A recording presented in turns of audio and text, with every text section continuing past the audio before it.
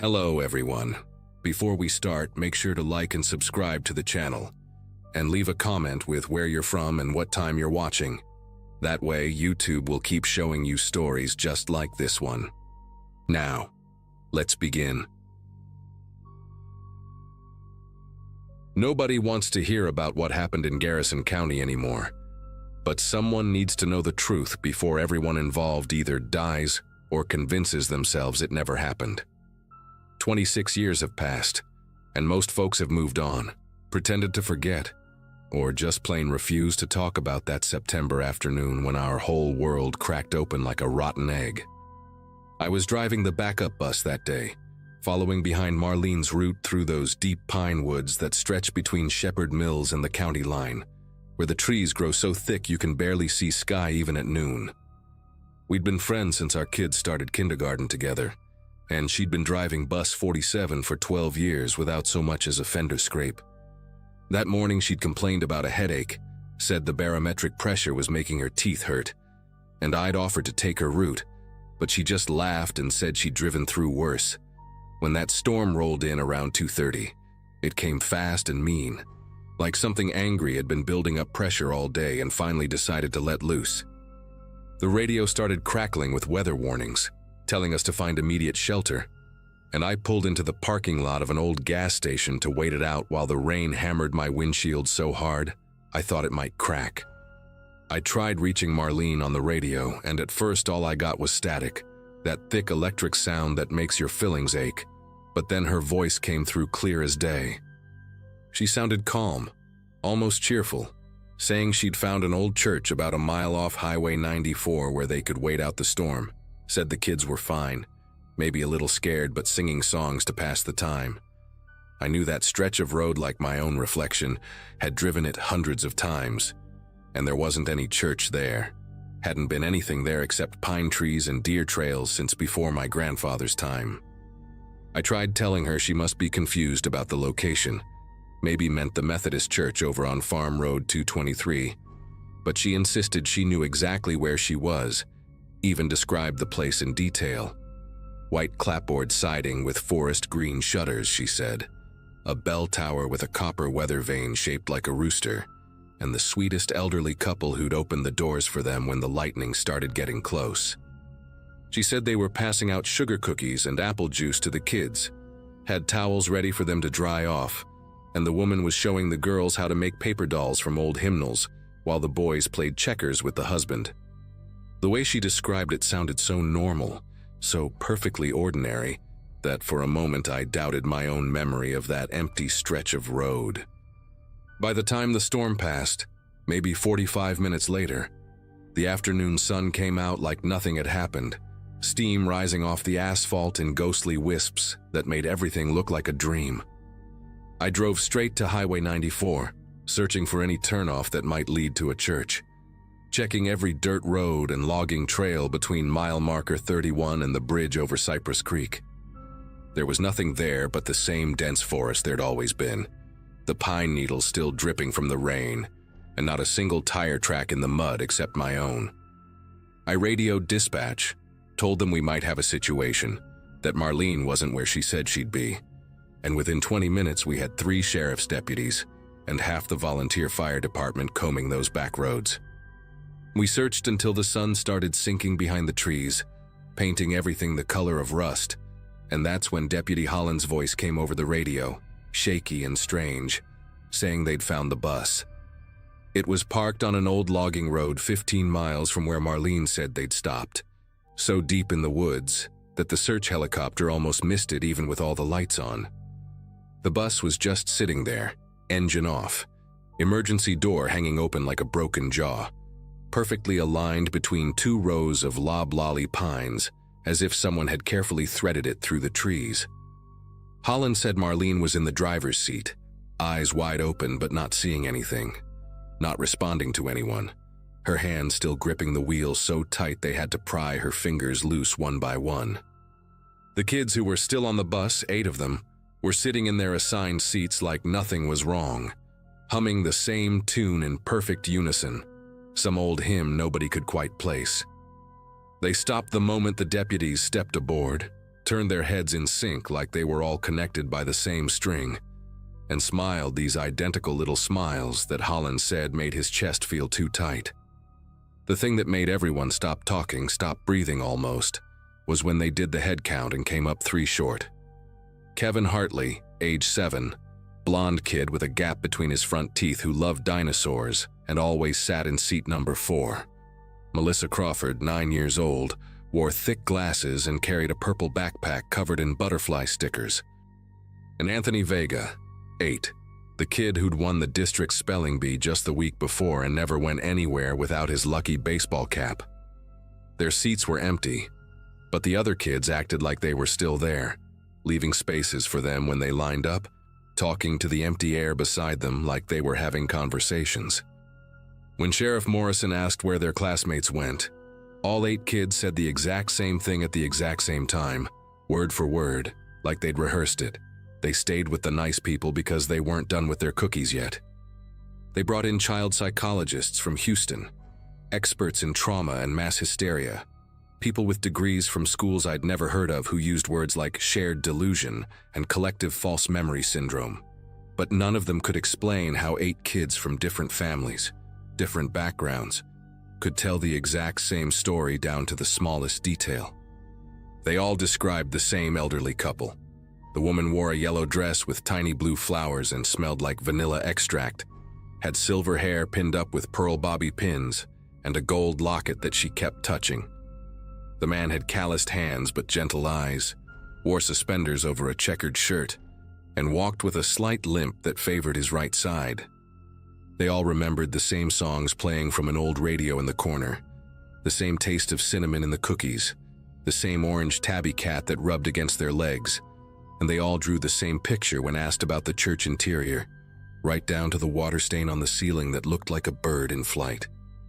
What the kids couldn't tell anyone, or wouldn't tell anyone, was how they'd gotten from Highway 94 to that logging road, or what happened during the 2 hours nobody could account for between Marlene's last radio call and when they found the bus.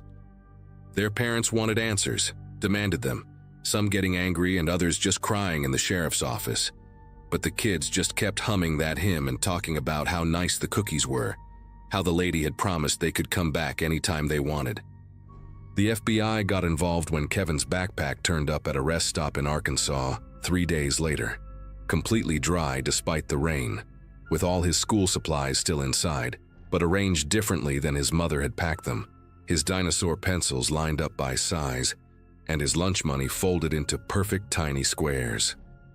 Melissa's purple backpack appeared a week later in a thrift store donation bin in Oklahoma, turned in by an employee who noticed it still had her name written on the tag in her mother's handwriting. Inside, they found her homework, completed but in handwriting that looked like hers, yet somehow different, neater, more controlled, with answers to math problems they hadn't covered yet in class. Anthony's bag was the last to surface, discovered by hikers in a Louisiana state park, hanging from a tree branch 20 feet off the ground, with no explanation for how it got there. His spelling bee trophy was inside, polished to a shine it had never had before, along with a note in his careful printing that just said, "Thank you for the cookies," over and over again, filling 3 pages front and back. Marlene never spoke again, not one word, though the doctors said there was nothing physically wrong with her vocal cords or her brain. She'd sit in her room at the county psychiatric facility, moving her lips like she was having conversations with someone, gesturing with her hands and sometimes laughing at jokes nobody else could hear. Her husband brought her home after 6 months, said he'd rather have her there even if she couldn't talk, and she lived another 4 years before her heart gave out one night, peaceful in her sleep. The night she died, her husband said she'd been more animated than usual, kept pointing at the corner of the room and smiling, mouthing words he couldn't understand. And just before midnight, she spoke her first and last words since that September day, clear as spring water. "They're here for me now." The 8 kids who came back seemed fine at first, went back to school, played with their friends, did their homework. But their parents noticed things that made them call each other late at night, whispering their fears like sharing them might make them less real. All 8 kids would stop what they were doing at the exact same time each day, 2:47 in the afternoon, and stare off into space for exactly 3 minutes, lips moving silently. They'd wake up at night and stand at their windows, waving at something in the darkness, and when asked who they were waving at, they'd just say, "the nice people," and go back to bed. One by one, the families moved away from Garrison County over the next few years, scattered across the country like seeds on the wind, trying to escape whatever had touched their children that day. But I kept in touch with some of them, and they all told me the same thing. No matter where they moved, their kids still stopped at 2:47, still waved at empty darkness, still hummed that hymn nobody could identify. Kevin, Melissa, and Anthony were never found, though people claimed to see them over the years in different places, always the same age as when they disappeared, always walking hand in hand with an elderly couple who matched the description the other kids had given. A truck driver swore he saw them at a rest stop in Nevada, said the kids looked happy and well-fed, but something about their eyes wasn't right, like they were looking through him instead of at him. A waitress in Montana called the hotline after serving breakfast to a group that fit their description, said the children were polite, but never spoke, just pointed at what they wanted on the menu, and the elderly couple paid with bills from 1957 that looked brand new. The sighting stopped after a few years, but every September when that first cool front pushes through and the storms start building, I drive out to that stretch of Highway 94 and park where Marlene said she'd found the church, and I wait, and I watch, and I listen. Because sometimes, just sometimes, when the thunder rolls just right through those pines, I swear I can hear children singing.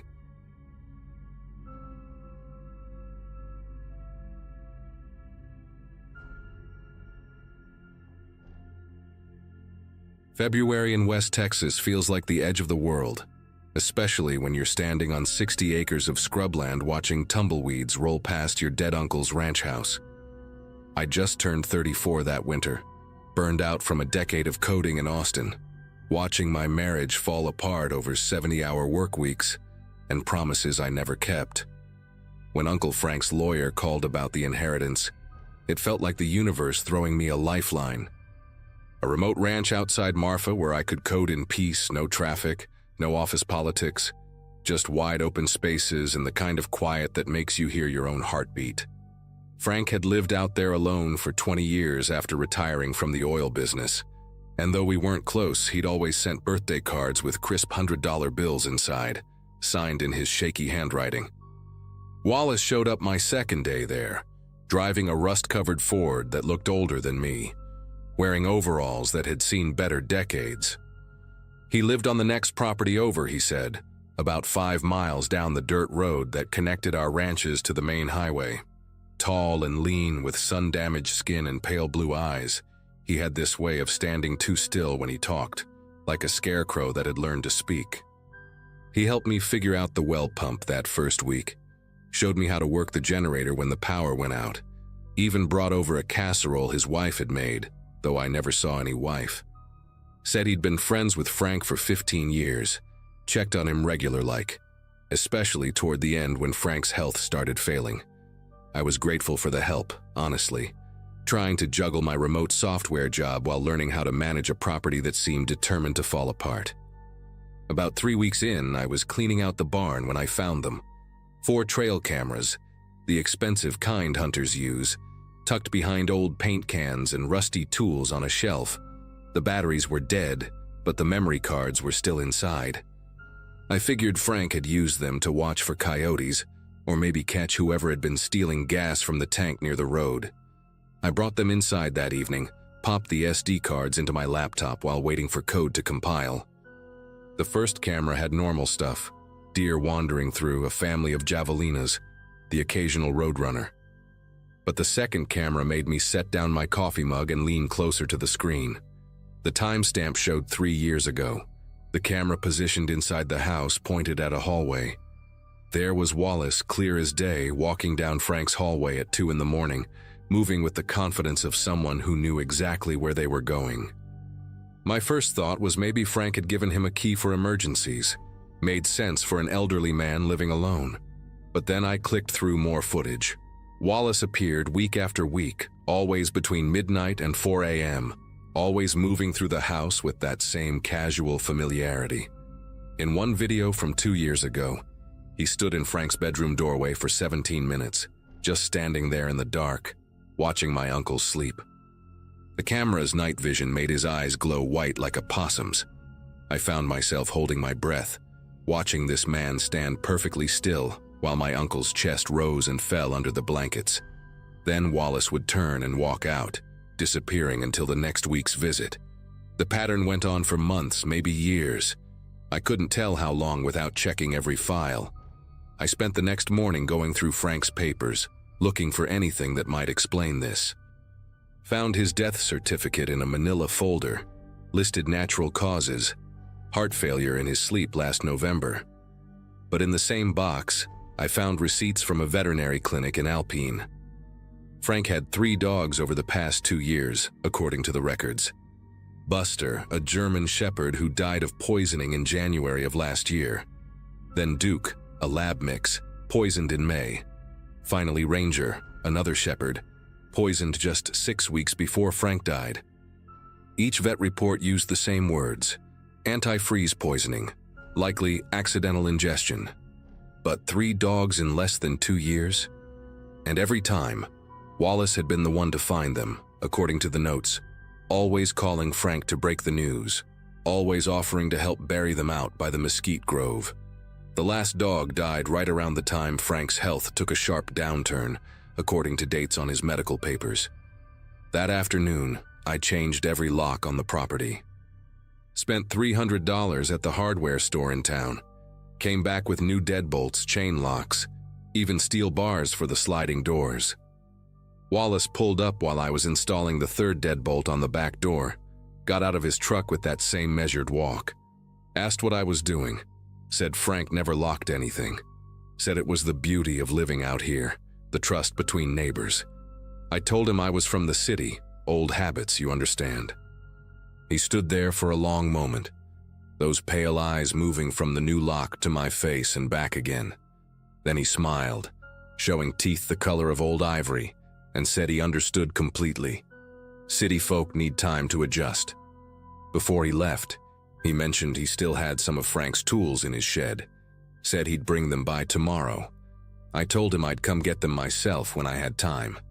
2 nights later, I woke up to the sound of metal scraping against metal. The new locks held, but I could hear someone trying each door methodically, patiently. Front door, then kitchen, then the sliding door on the porch. I grabbed my phone to call 911, but out here the only spot that got any signal was a patch near the garden fence and barely one bar even there. The nearest sheriff's office was 45 minutes away in good conditions, probably an hour at night. I sat in the dark living room with Frank's old shotgun across my lap, listening to footsteps circle the house until dawn. When the sun came up, I found fresh boot prints in the dirt under every window, and the new lock on the barn had scratches around the keyhole. Someone had tried to pick it but gave up. The barn had always given me an odd feeling anyway, something about the way it sat too low on its foundation, like it was hiding something underneath. I decided to search the barn properly that morning. Every corner, every old feed bin and storage area. Behind a false wall made of rotting plywood, I found a trap door with a padlock that my new keys didn't fit. Used a crowbar to break it open, and the smell that came up made me gag. Mothballs and mildew and something else, something organic and wrong. The ladder down was sturdy, newer than anything else in the barn. At the bottom was a storm cellar I never knew existed. Concrete walls lined with plastic sheeting. There was a camping cot with blankets that looked recently washed, canned goods with dates from this year, jugs of water, a chemical toilet. Someone had been living down here and recently. On a card table in the corner sat 3 photo albums and a stack of spiral notebooks. My stomach turned to ice when I opened the first album. Every page was filled with pictures of Frank, hundreds of them taken from outside windows, through doorways, from behind trees. Frank eating breakfast, Frank watching TV, Frank sleeping in his chair on the porch. The notebooks were worse, page after page of Wallace's cramped handwriting, dating back years. Detailed logs of Frank's daily routines, what time he woke up, what he ate, when he went to town, who he talked to on the phone. Then the tone shifted about 2 years ago. Wallace started writing about how Frank had promised him the ranch, how they'd made a deal years before, how Frank was going to leave it all to him since he had no family who cared. Except that was a lie, because I existed, and Frank knew it. The entries got darker, more frantic. Wallace wrote about the dogs being obstacles, about how they barked too much, alerted Frank to his nighttime visits. He described mixing antifreeze into meat scraps, leaving them where only the dogs would find them. The final entries, from just before Frank died, were the worst. Wallace wrote about patience, about waiting, about how old men die in their sleep all the time, especially when they're already sick, especially when they take heart medication that can be so dangerous if the dose is wrong. I grabbed the notebooks and albums, my legs shaking as I climbed back up the ladder. Needed to get to town, to the sheriff, show them everything. But when I emerged from the barn, Wallace's truck was parked behind my car, blocking me in. He was leaning against the driver's side door, arms crossed, that scarecrow stillness back in his posture. He didn't say anything at first, just watched me standing there with his journals clutched in my arms. Then he sighed, long and disappointed, like I was a student who'd failed an easy test. Said he'd hoped I'd be smarter than Frank. Said Frank never should have put those cameras up, never should have gotten suspicious. His hand moved to his pocket, and I saw the outline of something heavy there. He told me we needed to talk about the future of the ranch, about what Frank really wanted, about how things were going to be. I ran, dropped everything and sprinted toward the house, hearing his boots pounding the dirt behind me. Made it inside, slammed the door, threw the deadbolt just as his body hit the wood. While he pounded on the door, I grabbed my laptop, my car keys, and Frank's shotgun, then climbed out the bedroom window on the opposite side of the house, circled around through the mesquite trees, staying low, thorns tearing at my clothes. Wallace was still at the front door when I reached his truck. The keys were in the ignition, just like you'd expect from someone who thought they owned the place already. I threw my stuff in and started it up. Saw him running toward me in the rearview mirror as I floored it down the dirt road. Drove straight to the sheriff's office in Presidio, handed over everything, the camera footage on my laptop, photos of the cellar I'd taken with my phone. They arrested Wallace that afternoon at his property, found more evidence in his actual house, including Frank's missing will that left everything to me, not him. Wallace got 25 to life for murder, though they could only definitively prove what he'd done to Frank, not what he might have been planning for me. I sold the ranch 6 months later to a young couple from Houston who wanted to raise goats. Never told them about the cellar under the barn, figured they'd either find it or they wouldn't. Sometimes I dream about those 17 minutes of footage, Wallace standing in Frank's doorway, perfectly still in that green night vision glow, just watching and waiting. I work from my apartment in Dallas now, triple-check my locks every night, and always keep my phone charged. People ask me sometimes why I didn't stay on the ranch, why I gave up all that space and freedom. I tell them the truth, or at least part of it. Some inheritances come with more than you bargained for, and some neighbors are a lot closer than 5 miles away.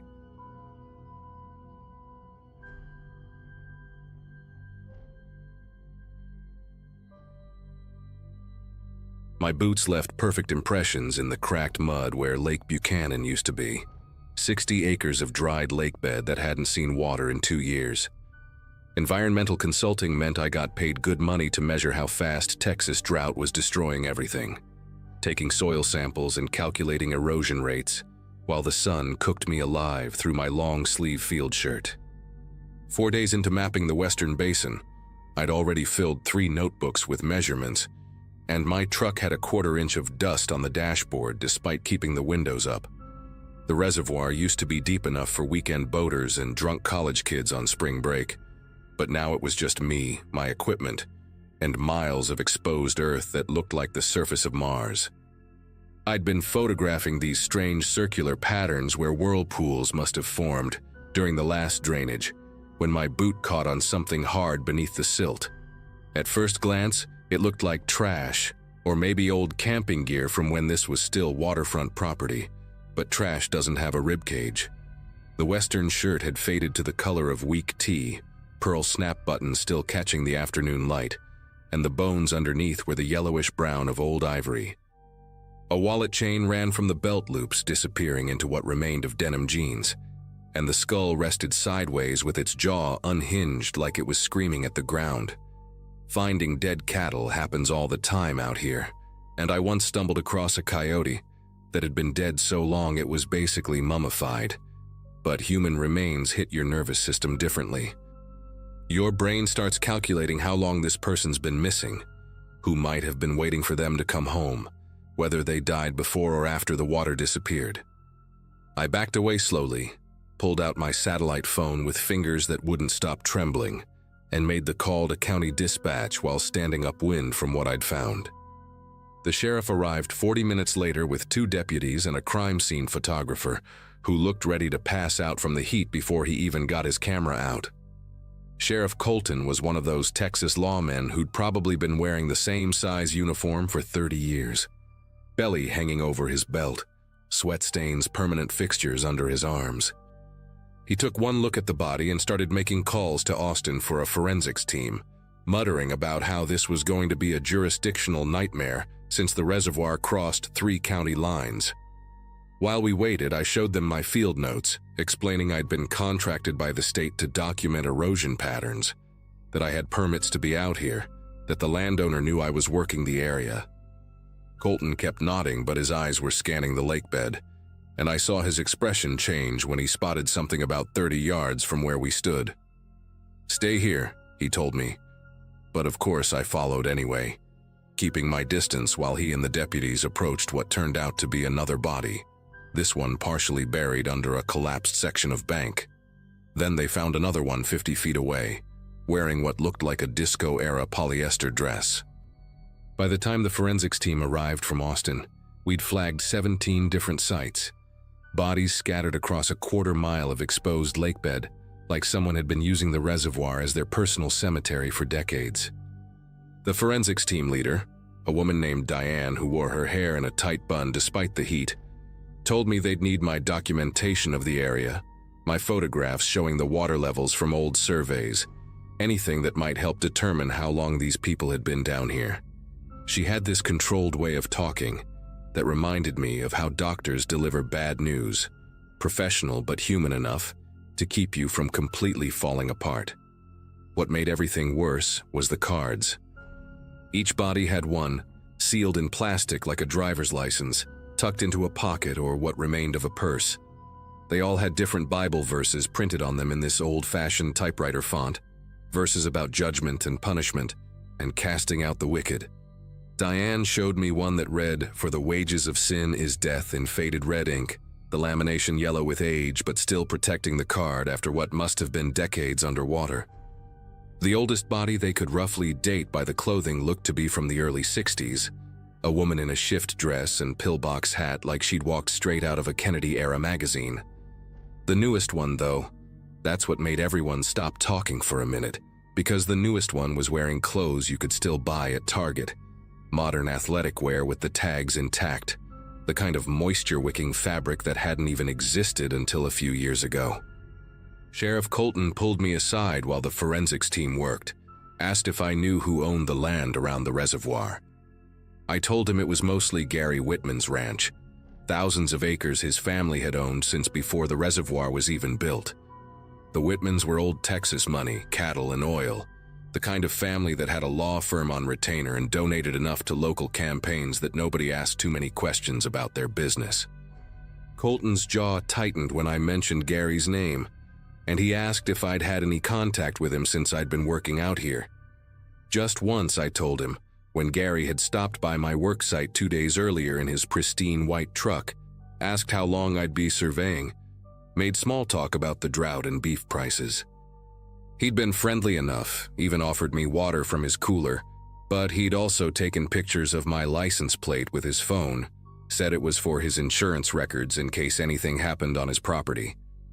They kept me there until almost midnight, taking my statement 3 different times while portable lights turned the lake bed into something from a horror movie. I watched them bag evidence and mark locations, listened to Diane directing her team with the efficiency of someone who'd seen too many crime scenes to be shocked anymore. When they finally let me leave, Colton walked me to my truck and suggested I might want to finish my survey work somewhere else, maybe take on a different contract for a while. But I had 2 more weeks of work scheduled, data the state needed for their drought management plans, and I wasn't going to let some old murders chase me away from a job I was being paid to complete. Besides, whoever had done this was probably long dead themselves, considering how old some of those bodies were. That's what I kept telling myself on the drive back to my motel in Brownwood, AC blasting to combat the way fear makes you sweat even when you're cold. The next morning I drove out to the Whitman Ranch instead of the reservoir, figuring I should at least let Gary know what had been found on the edges of his property. The main house sat about 3 miles back from the highway, one of those sprawling limestone structures with a metal roof and wraparound porches that probably cost more than most people make in a lifetime. Gary's truck was parked out front, but it was his mother who answered the door. A woman in her 70s with hair dyed the color of wheat and fingernails painted the exact shade of blood. She said Gary was out checking cattle but invited me in for iced tea. Insisted, actually, with that southern politeness that doesn't really give you a choice. The living room was all leather and dead animals, mounted deer heads and a full-body black bear that had probably never lived within 500 miles of Texas. And she sat me down across from a wall of family photos dating back to when photography was done on tin. Mrs. Whitman talked about the drought while she poured tea from a crystal pitcher, how it was killing their stock tanks and forcing them to truck in water for the cattle. She asked about my work, seemed genuinely interested in soil composition and erosion rates, but her eyes kept drifting to the window like she was waiting for something. Then she mentioned she'd heard about the bodies at the reservoir. News travels fast in small counties, and wasn't it just awful what people would do to each other? The way she said it, casual like discussing weather, made the hair on my neck stand up. She walked over to an old secretary desk and pulled out a photo album, started showing me pictures of the ranch from before the reservoir was built, when her father-in-law ran things. There was a small chapel in several photos, built from the same limestone as the house, with a cross on top that looked handmade from railroad spikes. "That old chapel is still standing," she said, turning pages with those blood-red nails, though nobody uses it anymore since my father-in-law passed 5 years back. He was a man of profound faith, held services there every Sunday for the ranch hands and anyone else who needed salvation. She showed me a photo of him, a giant of a man with hands like shovels and eyes that seemed to follow you even from a 60-year-old photograph. He had very specific ideas about sin and redemption, especially concerning women who'd lost their way. Traveling women, you understand, the kind who drift through towns without family or purpose. He considered it his ministry to offer them guidance. The way she emphasized certain words made my throat tight, and I found myself calculating how many steps it would take to reach the front door. I made an excuse about needing to get back to work, but she insisted on showing me one more thing, walking me through the kitchen to a back room that served as an office. The walls were covered with framed documents, land deeds, and cattle certificates, but what she wanted me to see was on the desk, a stack of old journals bound in cracked leather. My father-in-law kept meticulous records of everything, she said, running her fingers along the spines. Every soul he tried to save, every sermon he preached, every judgment he felt called to make. Gary thinks we should burn them, says they're morbid, but I believe in preserving family history, even the parts that make us uncomfortable. She opened one of the journals to a page covered in tight handwriting, lists of women's names with dates beside them and Bible verses written in red ink. Some of the dates matched up with missing person reports I'd heard Diane mention the night before, women who'd vanished between towns and were never found. Before I could process what I was seeing, Gary walked in through the back door, boots heavy on the hardwood, his presence filling the room like smoke from a chemical fire. He looked at his mother, then at me, then at the open journal on the desk, and his face went through several expressions before settling on something that might have been a smile if smiles could be threats. "Mother's been showing you the family archives," he said, voice flat as roadkill. "She gets sentimental about the old man, even though he's been gone 5 years now. Signed a lot of papers before he died, though, closing out old cases and making sure everything was legal and proper. The sheriff knows all about it, has copies of everything. He moved between me and the door, not obviously blocking it, but making it clear I'd have to go through him to leave. Funny thing about those bodies you found, they all had their identification on them. Made it real easy for the authorities to close their missing person cases. My father was always thorough like that, liked to make sure families had closure even if they never knew it. I told them I had equipment to collect from my work site, back toward the kitchen door while keeping my eyes on Gary. His mother watched with an expression like she was watching a play she'd seen before, knowing how it would end. Gary let me leave but followed me out to my truck, stood there while I fumbled with my keys, and said real quiet that he'd appreciate it if I could finish my survey work quickly, maybe find what I needed from aerial photographs instead of spending so much time on the ground. The threat was clear as broken glass, and I nodded like we'd just discussed the weather. But when I got back to the reservoir that afternoon to collect my gear, I found something that changed everything. A fresh laminated card tucked under my windshield wiper with my full name typed on it, and a verse from Proverbs about the strange woman whose house is the way to hell. The laminating was still warm from the machine, and when I looked around, I could see fresh tire tracks from Gary's white truck leading back toward the ranch. I drove straight to Austin that afternoon. Didn't even stop at my motel to pack. Just got on the highway with that card on the passenger seat, like evidence of my own future murder. Called my company from the road. Told them I was sick, food poisoning. Needed someone else to finish the reservoir survey. They weren't happy but agreed to send another consultant, some guy named Roger who'd probably never find anything wrong because he wouldn't be looking for it. I stayed with my sister in Houston for 3 weeks, checking news sites every day for updates about the reservoir bodies. But the stories just stopped coming after the initial reports. Sheriff Colton retired suddenly, something about a heart condition, and the new sheriff announced the cases were being classified as cold cases pending further evidence. The FBI never got involved despite bodies crossing state lines, and Diane from the forensics team transferred to a position in Maine 2 months later. Gary Whitman still runs his ranch, still drives that white truck, and according to Google Earth, that limestone chapel is still standing on his property, surrounded by fresh tire tracks that show up in every satellite image no matter when they're taken.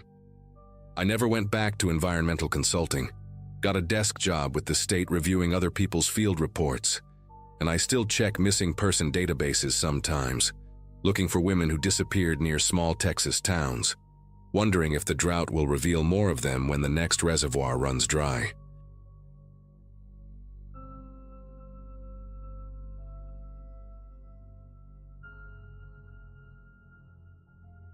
Everyone in Redwater knew better than to cross Mayor Brennan, but I never thought keeping quiet was the same as being complicit, until people started disappearing. I ran the only hardware store in town, been there since my dad passed it down to me 15 years ago, right around when my son Brett was born, and I figured a small town in West Texas would be the perfect place to raise a family. Population barely pushed 800 on a good day, the kind of place where everybody knew your business before you did, where the Friday night football game was the social event of the week, and where the mayor had been running unopposed since before I graduated high school. Mayor Brennan wasn't just influential, he was Redwater, had his fingers in everything from the water board to the school district, and folks either loved him or learned to keep their opinions to themselves. It started with old Bill Hawkins back in March, though nobody connected the dots at first. Bill had gotten up at the monthly town meeting, red-faced and shaking his finger, demanding to know why his property taxes had doubled when half the streetlights on his block didn't even work. Mayor Brennan had given him that practiced smile, the one that never quite reached his eyes, and promised to look into it personally. 2 weeks later, Bill's truck was found abandoned on Route 67, keys still in the ignition, wallet on the dashboard, and Bill was just gone. Sheriff Coleman called it a medical episode, Said Bill probably wandered into the desert confused, maybe early dementia, even though Bill was sharp as a tack and could still beat anyone at chess down at Murphy's Diner. Then there was Maria Gonzalez in April, the woman who ran the bakery on Main Street, and made the mistake of questioning why the mayor's construction company got the contract for the new school renovation without any competitive bidding. She was passionate about it too, brought spreadsheets and everything, showed how the town could save almost $200,000 going with an outfit from Midland. Mayor Brennan had thanked her for her diligence, said the council would review her findings carefully, and even complimented her on the cookies she'd brought to the meeting. 3 weeks after that meeting, Maria's sister came in my store crying, said Maria had left a note about needing to take care of a sick relative in Mexico, except Maria didn't have any relatives in Mexico. Her whole family had been in Texas for 4 generations. By June, when Carl Hendricks stood up to complain about the suspicious rezoning of farmland that just happened to border the mayor's ranch, I started paying attention to the pattern. Carl was a big man, worked oil rigs half his life before settling down to farm, not the type to just up and leave. But 17 days after that meeting, his wife came into my store, eyes hollow and voice flat, told me Carl had taken a job opportunity up north, said he'd send for her and the kids once he got settled. She bought rope and duct tape that day, paid cash, didn't look me in the eye once, and when I asked if everything was all right, she just nodded real slow and walked out like she was in a trance. I decided to install security cameras in July, told my wife Nancy it was for insurance purposes after that break-in over in Coleman County. Really, I wanted to see who was coming and going. Wanted to document things, maybe catch something that would prove I wasn't going crazy. The cameras went up easy enough, 8 of them total, covering every angle of the store inside and out. Plus, I put 2 extra ones at home, one facing the driveway and another watching the front door. The system recorded everything to a hard drive in my office, and I could check the feeds from my phone, which seemed like overkill for a hardware store in a town where most folks didn't even lock their doors. But something in my gut told me to be thorough. For weeks, the cameras showed nothing unusual, just the regular flow of customers, delivery trucks on Thursdays, and the occasional cat crossing the parking lot at night. But then in early August, Tom Ashford made the mistake of questioning the mayor's new water restrictions at the town meeting, specifically why the golf course was exempt when local ranchers were being fined for watering their cattle. Tom was young, maybe 30, had just taken over his dad's ranch and hadn't learned the unspoken rules yet. Mayor Brennan's response was different this time. No smile, just a long stare and a comment about how difficult ranching could be for inexperienced hands, how accidents happened all the time, equipment failed, cattle got sick, banks called in loans. I started checking my cameras obsessively after that meeting, especially at night, and on the 19th day after Tom's confrontation, at exactly 3:47 a.m., I saw them. 3 unmarked white vans, no plates, no company logos, just white metal and tinted windows creeping down Oak Street where Tom lived. I sat there in my boxers staring at my phone screen, watching these vans stop in front of Tom's house. 4 men got out of each van, 12 total, all wearing identical black clothes, moving with military precision. They didn't break down the door, didn't smash windows, they just stood there for a moment, and then Tom's front door opened like they had a key, like someone had let them in, and they walked inside calm as could be. 23 minutes later they came back out, Tom walking between them with this blank expression, not fighting, not struggling, just walking like he was sleepwalking. His wife followed behind, carrying their baby, same empty look on her face, and they all got into the middle van. The other men carried boxes, computers, photo albums, anything that might prove the Ashfords had ever existed in Redwater. I grabbed my laptop, tried to save the footage to multiple drives, uploaded it to 3 different cloud services, even emailed it to myself. But when I went to check the files the next morning, they were all corrupted, just static and digital noise, except for the original on my store's hard drive. I drove to my store at 5 that morning, didn't even shower, just threw on yesterday's clothes and drove with the windows down to keep myself alert.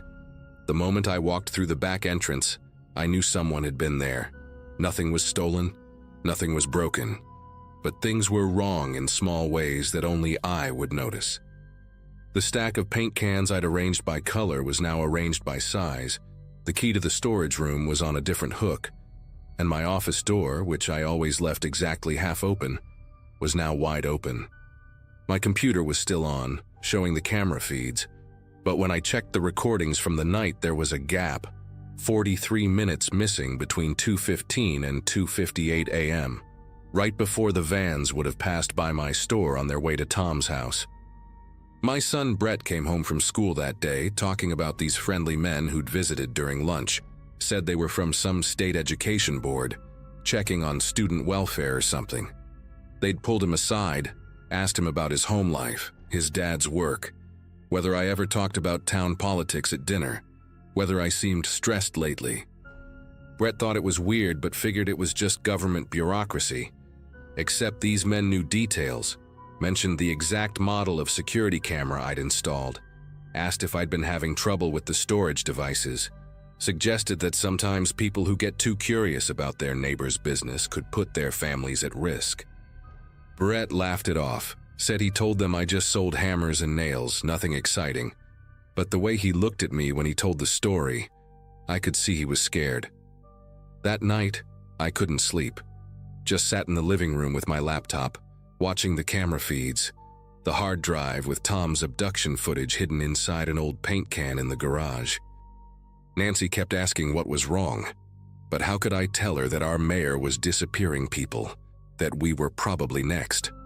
Around 2 a.m, she finally gave up and went to bed, and I must have dozed off in my chair because I woke up to my phone buzzing with a motion alert from the front door camera. The timestamp said 3:03 a.m., and when I opened the app with shaking fingers, the screen showed my front door wide open, swaying gently in the night breeze. But the camera inside the house, the one that should have shown who opened it, that feed was just black. I ran upstairs, checked on Brett first, then Nancy, both still asleep, breathing normal, doors locked from the inside. But when I went back downstairs, there was a single sheet of paper on the kitchen table that hadn't been there before, pristine white with typed text. Your family seems lovely, especially Brett. Such a bright future ahead of him. The town meeting is next Monday. We trust you won't have any concerns to raise about recent departures. Sometimes the best hardware stores are the quiet ones. No signature, no letterhead, but I didn't need one.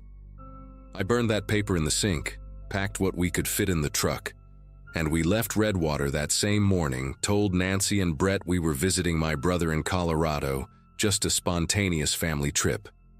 We never went back, and when I called a cousin 2 months later to ask about the store, he said it had burned down in an electrical fire, along with all the security equipment inside, and Mayor Brennan had personally overseen the cleanup, making sure nothing dangerous was left behind.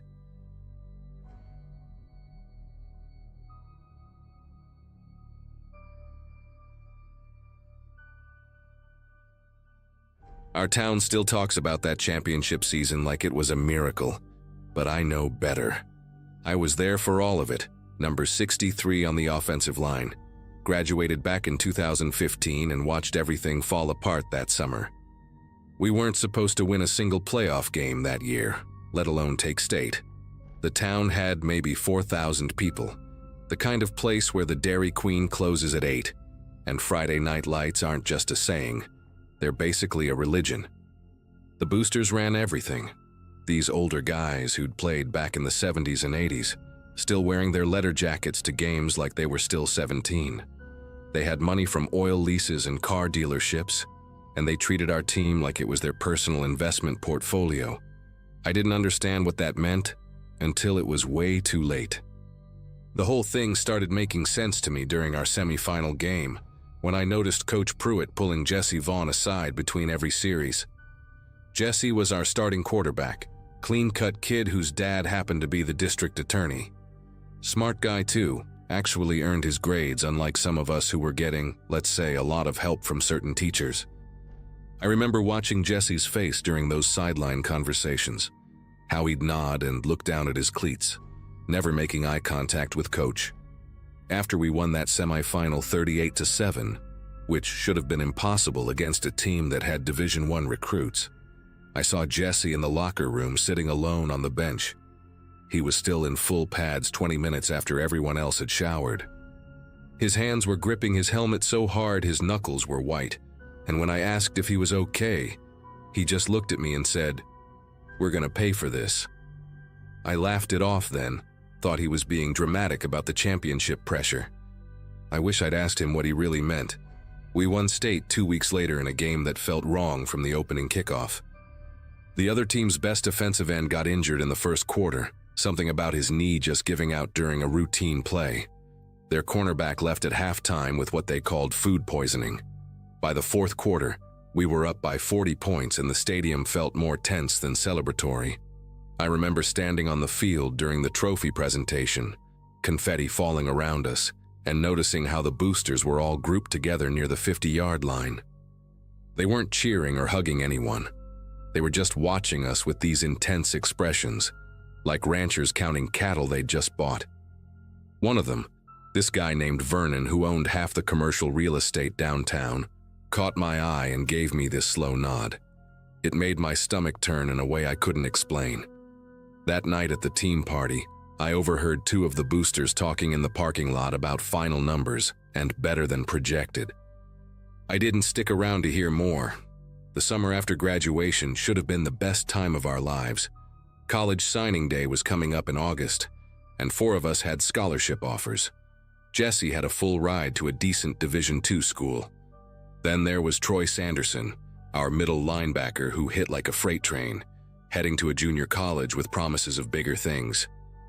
Curtis Yang, our running back who'd rushed for over 2,000 yards that season, had multiple schools calling him. And Blake Donovan, our tight end, had interest from a Division I program. All 4 of them were going places, getting out of town, making something of themselves. I wasn't one of the lucky ones with offers, so I'd signed up to work at my uncle's machine shop and take classes at the community college. But I was happy for them. Really, I was. Then the accident started happening, and happy became the last thing any of us felt. Troy died first, middle of June on a Wednesday morning. They said his truck rolled on County Road 12, that he must have fallen asleep at the wheel coming back from his girlfriend's place. But Troy never drove tired. He was obsessive about it ever since his cousin died in a wreck when we were sophomores. The sheriff's report said there were no skid marks, no signs he'd tried to brake or swerve. His truck just went off the road at a curve that every person in the county could drive blindfolded. When I went to the viewing, his mom grabbed my arm so hard it left bruises. She whispered right in my ear, "They did this to him. He was going to talk." I didn't understand what she meant, but the way she said it, with her voice shaking and her eyes red from crying for days, it planted something cold in my chest. At the funeral, I noticed Vernon and 2 other boosters standing in the back of the church. They didn't come to the burial. They just stood there during the service, arms crossed, watching. Curtis was next, 3 weeks later in early July, drowning accident at the quarry where we'd all been swimming since we were kids. The weird part was Curtis hated deep water, wouldn't even go to the lake without a life jacket. His parents said he'd gone out there alone, which made 0 sense because Curtis never did anything alone. He was the most social guy on the team, always surrounded by people. The police found his truck in the parking area, and his clothes folded neatly on a rock by the water's edge. Who folds their clothes before going swimming at a quarry? The whole thing felt staged, like someone was trying to make it look like he'd decided to take a peaceful swim and just didn't come back up. His phone was in his truck, and when the cops checked it, they said the last texts he'd sent were deleted. The phone company couldn't or wouldn't recover them. At the memorial service, Jesse showed up late and left early. I caught him on the way out and asked if he was all right. He just shook his head and said, "I'm trying to figure out if I should run or stay." Then he got in his car and drove off before I could ask what he meant. Blake Donovan died on a Thursday night in late July, and this one they didn't even try to make look accidental. House fire while he was sleeping started in the garage, according to the fire marshal. They said it was electrical, faulty wiring in a house that had just passed inspection 6 months earlier. Blake's dad was a contractor, kept that house maintained like it was a museum. The fire moved too fast, trapped Blake in his upstairs bedroom before he could get out. The thing that made me sick was Blake had called me 2 days before. He was scared, really scared, said he needed to tell me something important but not over the phone. We were supposed to meet at the batting cages on Friday. He never made it. After the fire, I drove past his house and saw the boosters again. Vernon and this other guy named Chip who ran the biggest construction company in the county. They were standing across the street with the fire chief, all three of them talking quiet and serious. When Vernon saw me slow down, he stared right at me until I drove away. That night I couldn't sleep, kept thinking about Troy's mom saying they did this, about Curtis's deleted texts, about Blake's phone call. 3 scholarship players dead in 6 weeks. The math was too ugly to ignore. Then on a Saturday morning in early August, Blake's little brother knocked on my door at 6 in the morning. The kid was 14, skinny, still in his pajamas. He'd ridden his bike 4 miles to my house. He handed me a USB drive and said Blake had given it to him the week before he died. Told him if anything happened to hide it and only give it to someone he trusted. The kid chose me because I used to help Blake with algebra homework, and his brother said I was a good guy. I asked him what was on it, and he said he didn't know, that Blake made him promise not to look. After he left, I sat at my kitchen table for 20 minutes just staring at that little black drive, feeling the weight of what holding it might mean. When I finally plugged it into my laptop, I found video files, recordings Blake had made on his phone during practices, during meetings, during conversations he'd had with boosters in parking lots after games. There were spreadsheets too, showing payment amounts next to game dates and point spreads. And there were text messages, screenshots of conversations between Coach Pruitt, Vernon, Chip, and 2 other boosters about which players were getting grade changes, about steroid suppliers, about gambling debts, about keeping Jesse in line because his dad could cause problems. I spent the whole day going through everything on that drive, and by evening I understood exactly what had gotten my teammates killed.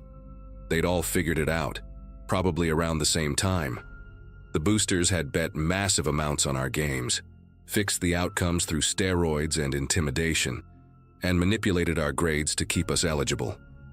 When we won state, they'd made hundreds of thousands, maybe more. But Troy, Curtis, Blake, and Jesse had decided they were going to report it all. There were voice memos on the drive, Blake recording himself talking about how the 4 of them had agreed to come forward together after signing day once their scholarships were secure. They were going to testify, bring everything down, make sure no other kids got used the way we were, except the boosters found out somehow.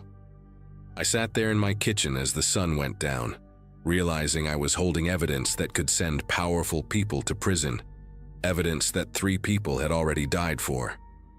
My first instinct was to drive straight to the police station. Then I remembered the fire chief talking to Vernon. I remembered the sheriff's report on Troy's accident with no investigation, just conclusions. I realized the boosters owned more than just the team. The next morning, Sunday, I was trying to decide who I could trust when I got a call from the hospital. Jesse had been hit by a car while jogging, a hit and run that left him paralyzed from the waist down. The nurse said he'd been asking for me, kept saying my name over and over. When I got to his room, Jesse was hooked up to machines, his legs completely still under the white sheets. His face was swollen on one side, stitches across his forehead. He grabbed my hand when I sat down, squeezed it hard despite the IV lines taped to his arm. "They got me too," he whispered. Black Ford pickup, no plates, ran me down on purpose. Backed up like they were gonna finish it, then someone's porch light came on and they took off. His voice was shaking. I'm the last one left who was going to talk. Troy, Curtis, Blake, me. We were all going to the state police together. Now they're dead and I'm broken. He started crying then and I just held his hand, not knowing what to say. After a minute, he looked at me hard and said, "My dad can't know about any of this. He'll try to fix it legally and they'll kill him too. They own the sheriff, probably half the judges. We're trapped." I left the hospital with that USB drive burning a hole in my pocket and a decision to make. I couldn't go to local cops. I couldn't tell Jesse's dad without putting him in danger. But I also couldn't let 3 murders and an attempted murder just disappear because some rich guys wanted to protect their gambling operation. That night, I drove 2 hours north to a different county and walked into a state police barracks I'd found online. I asked for the detective unit and told them I had evidence of multiple homicides connected to organized crime. They put me in a room with 2 investigators, a woman named Detective Barnes and her partner. I handed them the USB drive and told them everything. They listened for 3 hours, took notes, made copies. Detective Barnes looked at me when I finished and said, "You did the right thing coming here. Stay away from those men. Don't tell anyone you talked to us." They said they'd open an investigation quietly, that it would take time to build a case that could stand up against people with money and connections. I drove home that night terrified but also relieved, like I'd just set down a weight that had been crushing me. 2 days later, Jesse called me from the hospital. His voice sounded different, heavier somehow. "They came to see me," he said. "Vernon and Chip. Brought flowers, said how sorry they were about my accident. Vernon squeezed my shoulder and told me how important it is to focus on recovery, not on things that are in the past. Said the past can't help me walk again, but the right attitude and the right support can." Then he mentioned that my dad's up for re-election next year. Said it would be a shame if anything complicated that for him. Jesse went quiet for a second. "They know I was going to talk, they're making sure I don't. And now I'm sitting here thinking about my parents, about you, about anyone else who might get hurt. I'm making a choice to keep them safe." 3 weeks after that conversation, Jesse gave a statement to the local police from his hospital bed. He said he and the other 3 had been planning to come forward about the grade fixing and steroids, that they'd collected evidence but that someone must have found out. He implicated Coach Pruitt, Vernon, Chip, and 2 other boosters by name. The story hit the local newspaper the next day. The state police moved fast after that, raids and arrests within a week. But when they went to collect the evidence from the sheriff's office where Jesse had told them he'd handed over a copy, it was gone. Missing from the evidence locker, no sign of forced entry, no explanation.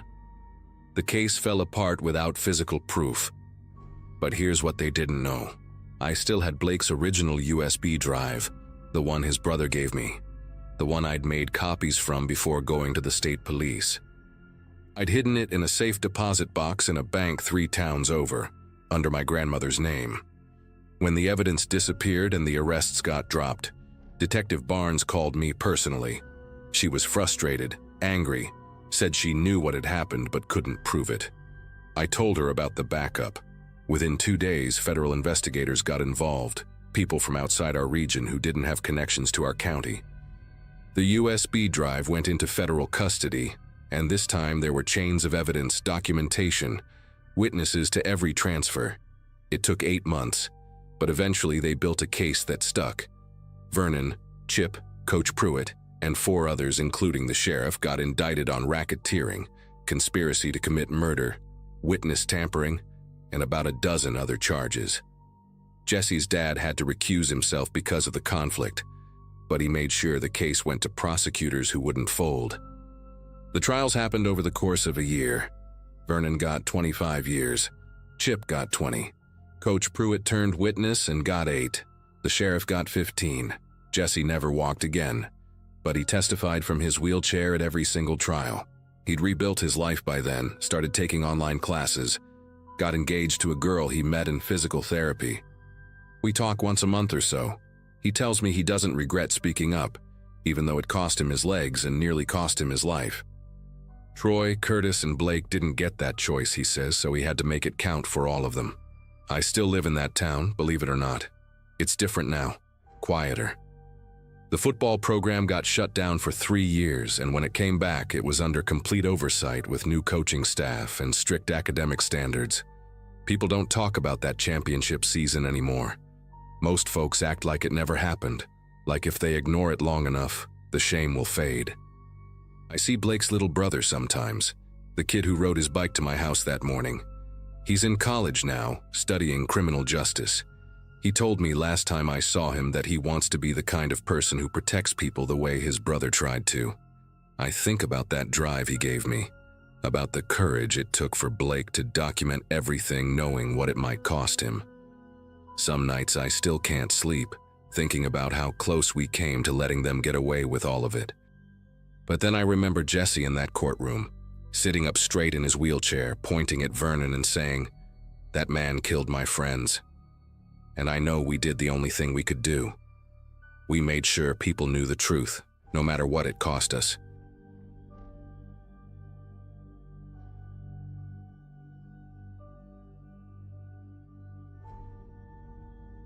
Journalism was supposed to be about truth, about holding power accountable. That's what they told us in college anyway. When I graduated from Northwestern in 2014, I had these grand ideas about investigative reporting, about making a difference. Instead, I spent 5 years covering city council meetings in suburbs outside Chicago, writing about zoning disputes and school board drama. When the position opened at the Harrisville Gazette in January 2023, I jumped at it. Small town Nebraska, population 3,200, but it was a real reporting job. I'd be covering county government, agriculture, local business, real stories, the kind that mattered to people's lives. I packed everything I owned into my Subaru and drove west, watching the landscape flatten into endless fields. Harrisville sat in Douglas County, right in the heart of farm country, where the economy lived and died by rainfall and crop prices. The Gazette office was a converted storefront on 2nd Avenue, just me, the editor Phil Kendrick, and a part-time photographer named Joyce who also did layout. Phil was maybe 60, with reading glasses perpetually perched on his forehead and coffee stains on every shirt he owned. He seemed relieved to have help, even if I was just some kid from the city who didn't know soybeans from corn. The desk I inherited belonged to someone named Catherine Moss. Phil mentioned it casually my first day, showing me where she kept her source files, her contact lists, her half-finished articles saved in folders organized by topic. "Katie was with us for 11 years, he said, pulling open drawers, showing me her system. "Good reporter, real good. She died in a car accident last November, about 2 months back. Single vehicle collision on Route 14, heading home from a county meeting. Rolled her car 3 times. He said it matter-of-factly, the way you describe weather. I noticed he didn't quite meet my eyes when he talked about it. The desk still had her things in it. Reporters' notebooks filled with shorthand I couldn't decipher, business cards rubber-banded together, a coffee mug that said, "Journalists do it," in quotes. I felt strange sitting there, using her computer login that Phil had reset for me, like I was inhabiting someone's ghost. The town itself seemed pleasant enough at first. Downtown had that scrubbed, desperate charm of rural places trying not to die. A diner called Rosie's Place, where everyone knew everyone. A farm supply store, a dollar store, 2 churches, a bar called the Grain Elevator that I'd later learn was where the real business of the county happened. People were friendly in that Midwestern way, but there was something underneath it, something tight around the eyes. I figured it was just economic anxiety. The drought had been brutal for 3 straight years. Farms were struggling. That much was obvious from the foreclosure notices I had to typeset for the legal ads section. My first month was uneventful. I covered a county commissioner meeting where they discussed road maintenance budgets. I wrote about the high school basketball team making regionals.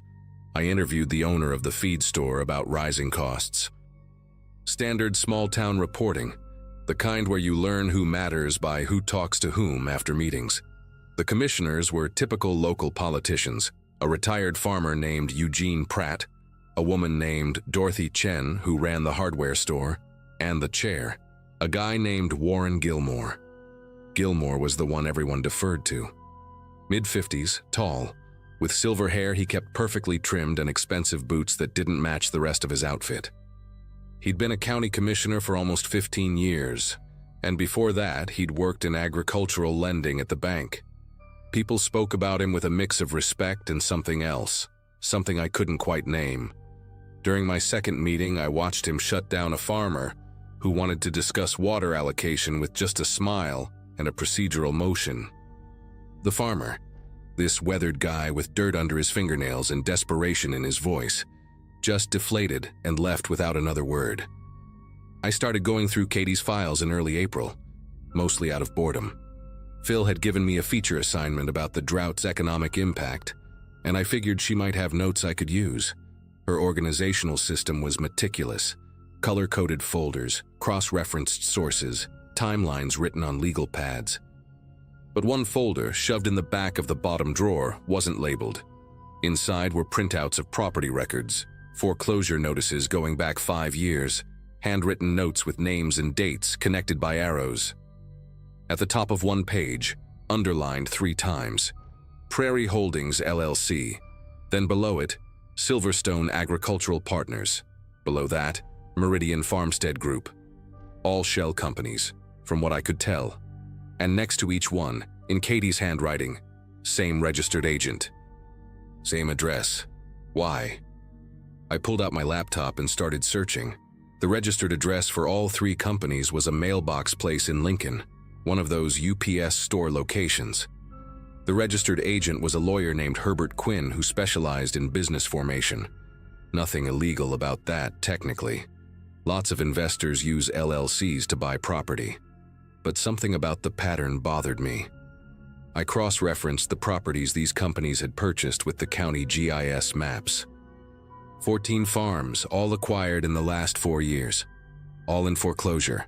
All in the western part of the county, near where the aquifer ran deepest. The next page in Katie's folder made my stomach turn. She'd written a list of names with dates next to them. Robert Finch, August 2022, suicide.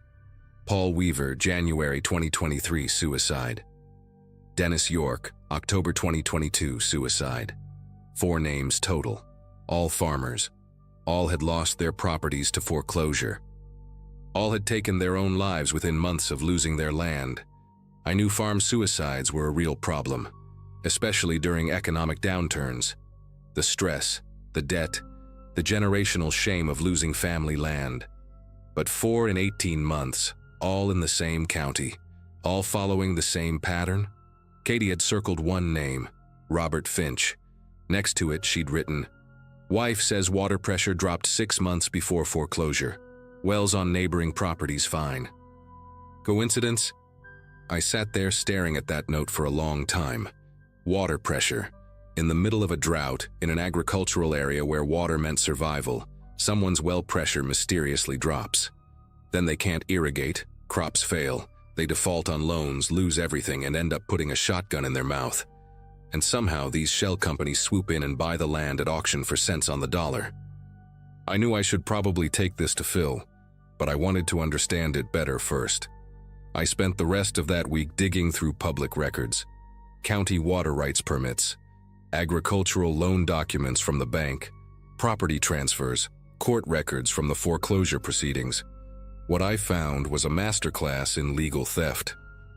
Each time a farm went into financial trouble, Prairie Holdings or one of the other LLCs would suddenly appear as a creditor, holding liens I couldn't trace back to any original loan. These mystery debts would pile up, forcing foreclosures even when the farmers were current on their bank loans. And every single time, Warren Gilmore's name appeared somewhere in the documents, as a witness, as a notary, as the commissioner who approved water permit transfers. Never directly as an owner or buyer, always just adjacent to the transactions. Katie had figured this out. I was sure of it. Her last entry was dated November 8, 2023, 5 days before she died. It just said, "Gilmore. It's all Gilmore. Meeting with source tomorrow, should have proof." But there was no note about who the source was, no indication of what proof she expected to get. And then she was dead on Route 14. Her car wrapped around a utility pole on a clear night, on a straight road she'd driven 1,000 times. The highway patrol report called it driver error, possible fatigue. But Katie's notes told a different story, one that ended abruptly and violently. I should have walked away right then. Should have stuffed those files back in the drawer and focused on basketball games and county fairs. Instead, I did what journalists do when they're young and stupid and think truth matters more than self-preservation. I kept digging. I started interviewing the families of the farmers who died. Most wouldn't talk to me. They'd just shake their heads and close the door. or tell me they had nothing to say. But Robert Finch's widow, a woman named Helen who looked 20 years older than she probably was, invited me into her rental house on the edge of town. She'd lost the farm, lost her husband, and ended up in a cramped two-bedroom that smelled like cigarettes and resignation. Nobody cared when I told them about the water, she said, sitting at her kitchen table with shaking hands wrapped around a coffee mug. Robert noticed it first in April of 2022. Water pressure from the well just dropped, like someone had crimped the line. He had the well inspected, had the pump checked, everything tested fine mechanically. But the water barely trickled out, couldn't irrigate properly. Crops suffered. By harvest, we knew we were done. I asked her if any neighbors had similar problems. She laughed, bitter and sharp. That's the thing. Miller's to our east, their well was fine. Johnson's to the west, perfect water pressure. Just us right in the middle, like someone had turned off a valve somewhere underground. She leaned forward, her voice dropping. Warren Gilmore came by about a month after the pressure dropped. Said he'd heard we were having trouble, offered to help us restructure our loans. Real friendly about it. Robert didn't trust him, told him no. 2 weeks later, we got notice that some company we'd never heard of had a lien on our property for agricultural services we never received. By the time we figured out how to fight it, there were 3 more liens, all from different companies, all with the same lawyer representing them. The pattern was suffocating in its precision. After Helen, I managed to track down Dennis York's brother, who told me almost the same story. Water problems, Gilmore offering help, mystery liens appearing like clockwork. I started working on a draft article, trying to connect the dots in a way that was airtight enough to publish. But the problem with small-town corruption is that it's designed to look legitimate on paper. Every document was technically legal. Every foreclosure followed proper procedure. I needed something concrete, something that proved coordination, that showed Gilmore was behind the shell companies. I needed what Katie had been looking for when she died. That's when the first USB drive showed up. It was mid-May, a Tuesday morning. I got to the office around 8, and there was a manila envelope on my desk with no return address, no postage, just my name written in block letters. Inside was a thumb drive, the cheap kind you can buy in bulk anywhere. No note, no explanation. I plugged it into my computer, half expecting it to be empty or full of viruses. Instead, I found a folder labeled Prairie Holdings Financial Records, 2018-2023. Bank statements, wire transfers, articles of incorporation with signatures. And there, listed as the sole member of Prairie Holdings LLC, was a name I recognized. Warren Gilmore's brother-in-law, a guy named Jeffrey Ruiz who lived in Omaha and worked in commercial real estate. The money trail was all there. Loans issued to farmers at predatory rates through Ruiz's company, then sold to Prairie Holdings at a discount when the farmers defaulted. Water rights quietly transferred through county permits that Gilmore himself had approved. Profits funneled back through a network of accounts that eventually led to a joint investment fund owned by Gilmore and Ruiz together. I spent the entire day verifying what I could. The corporate records checked out. The signatures matched. This was it. This was what Katie had died trying to expose. I called Phil into my office and showed him everything. He sat there reading through the files for almost an hour, his face getting grayer with each page. Finally, he took off his glasses and rubbed his eyes. "You know what this means?" he said quietly. "If we publish this, we're accusing a sitting county commissioner of fraud, conspiracy, and possibly murder." I told him I knew. He asked if I was sure, if I'd verified everything, if I was prepared for the legal fight that would follow. I said yes to all of it, even though my heart was hammering in my chest.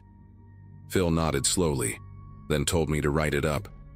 We'd run it in Sunday's edition, give it the front page, the whole treatment. I went home that night feeling like I'd finally done something that mattered, like Katie's death wouldn't be for nothing.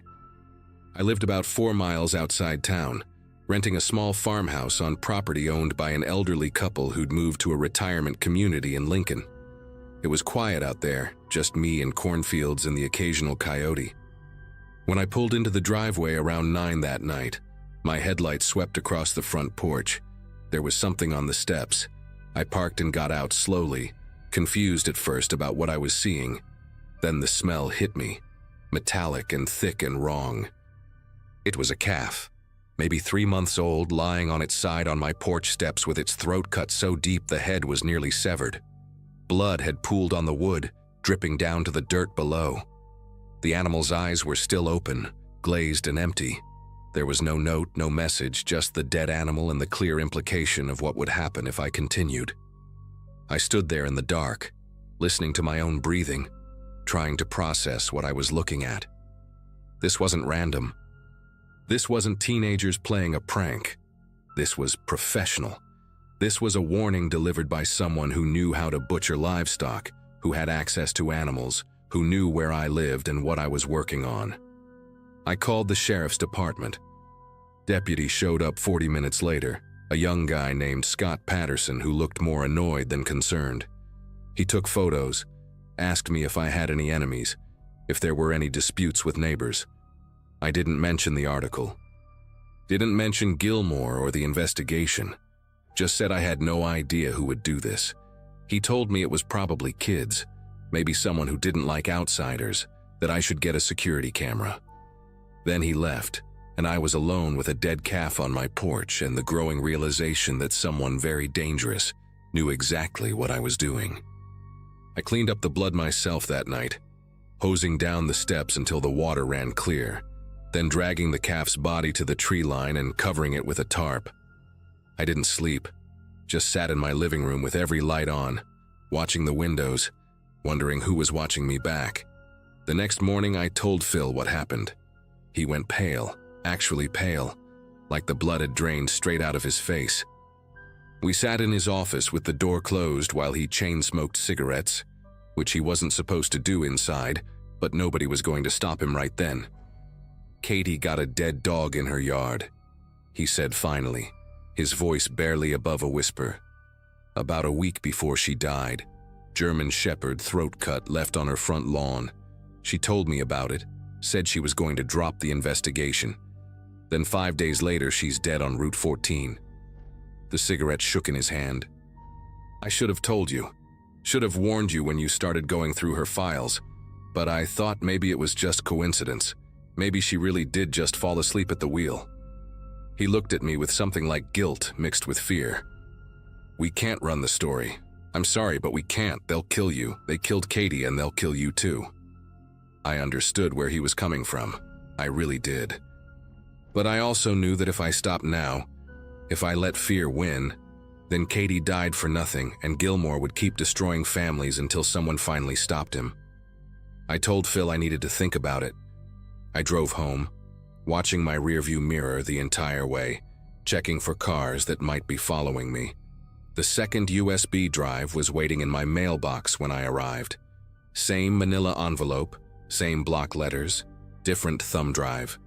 This one had emails. Hundreds of them, going back years between Gilmore and various people. Discussions about water tables and geological surveys. Instructions to a man named Leo Vance, who apparently worked for the county maintenance department, about which wells to service and when. Leo would go out under the guise of routine inspections and somehow sabotage the wells so subtly that it looked like natural decline.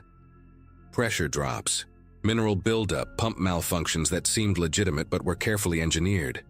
The emails were damning. They proved intent, proved coordination, proved everything. But they also meant someone inside Gilmore's operation was feeding me information. Someone who wanted him exposed badly enough to risk their own life. That night, another animal appeared.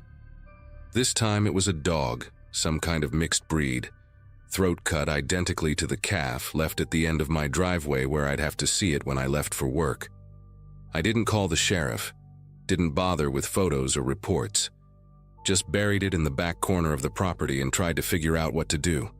The animals kept coming. A cat 2 days later, a goat the day after that. Always throat cut, always positioned where I couldn't miss them. Always at night when no one would see who was doing it. I stopped sleeping entirely, started jumping at every sound, every car that drove past, every shadow that moved. I realized this was the point. They weren't going to kill me outright like they probably did to Katie. They were going to terrorize me until I either left town or destroyed the evidence myself.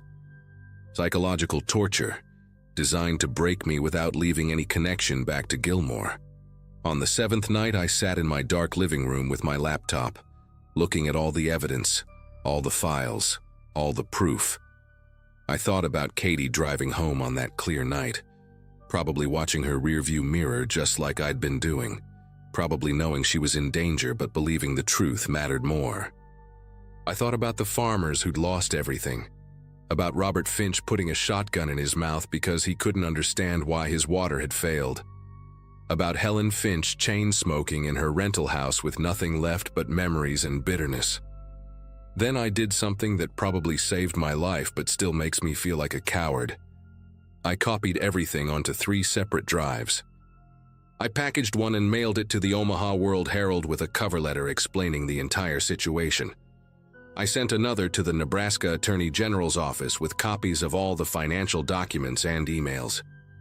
The third I sent to the FBI field office in Lincoln, because wire fraud and conspiracy cross state lines, and that makes it federal. Then I wrote a short article for the Gazette, not the full investigative piece I'd planned, just a basic news story saying that documents had been provided to state and federal authorities regarding potential corruption in Douglas County land acquisitions, and that investigations were pending. I included no names, no details, nothing that would be legally actionable, just enough to put it on record that the information existed and had been distributed. Phil ran it on page 3 of that Sunday's edition, buried between a church fundraiser announcement and an obituary. The animals stopped appearing after that, just stopped, like someone had flipped a switch. I think they realized the intimidation had failed, that killing me at that point would only draw attention to what I'd sent out. For 3 weeks, nothing happened. I went to work, wrote boring articles about city council meetings, tried to pretend my hands didn't shake every time I heard a car door close outside. Then the FBI showed up in Harrisville. 4 agents in suits, meeting with county officials, requesting documents, interviewing people. Warren Gilmore hired a lawyer from Lincoln, one of those expensive ones who specialize in white-collar defense. The investigation took 8 months. They arrested Gilmore in January 2024, along with Jeffrey Ruiz and Leo Vance, the county maintenance guy who'd been sabotaging the wells. Federal charges: conspiracy to commit wire fraud, extortion, racketeering. The state piled on charges related to abuse of public office and falsifying official documents. The trial was in Omaha, lasted 5 weeks, and ended with guilty verdicts on nearly every count. Gilmore got 18 years in federal prison. Ruiz got 12. Vance took a plea deal and got 6 years in exchange for testifying against the others. The farms they'd stolen got tied up in asset forfeiture proceedings, eventually returned to the families, or sold at auction with proceeds going to the victims. It didn't bring back the dead farmers, didn't undo the suicides or the destroyed families, but it was something. I never found out who sent me those USB drives. My best guess is it was someone in Gilmore's inner circle who'd had enough. Maybe someone who'd watched the scheme destroy their community and finally grew a conscience. Or maybe it was someone who wanted a piece of the operation for themselves and saw an opportunity to eliminate competition. I'll never know. I left Harrisville 6 months after the arrests. Took a job at a paper in Des Moines covering state politics, something safer. Something where the stakes didn't involve dead animals on my porch and cars running off straight roads in the middle of the night. Phil retired last year, sold the Gazette to a media conglomerate that turned it into a mostly online operation. We still email occasionally. He never apologized for being willing to kill the story, and I never blamed him for it. Fear is a reasonable response to real danger, and what we faced was absolutely real.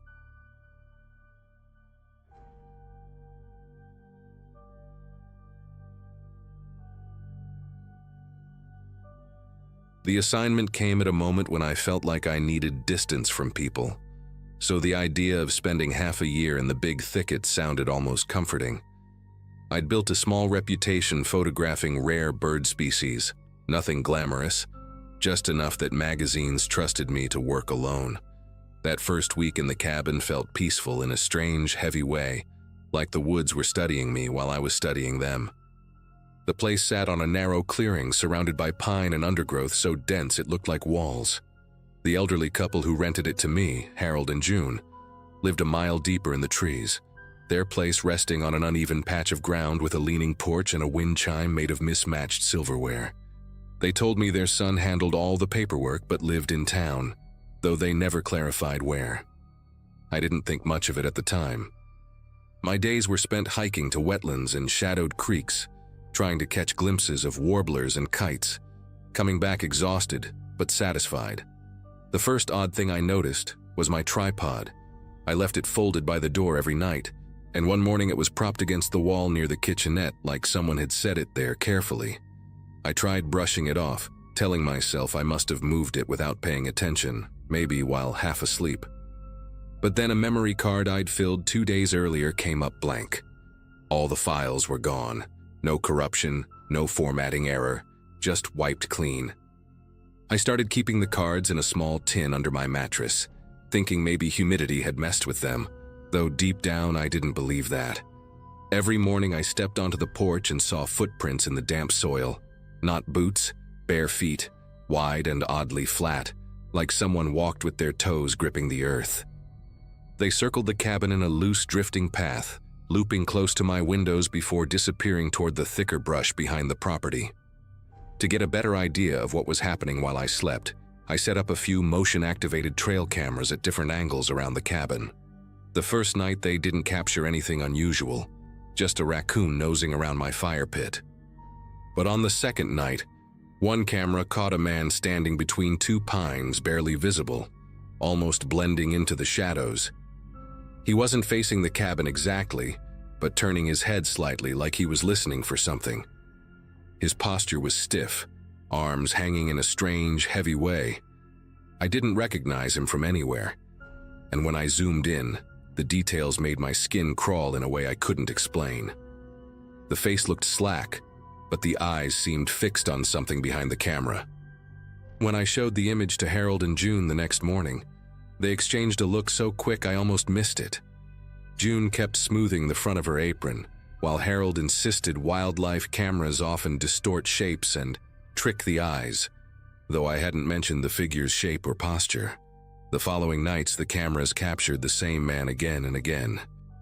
Each time he appeared a little closer to the cabin, standing in different positions, behind the woodpile, near the back corner, beside the rain barrel.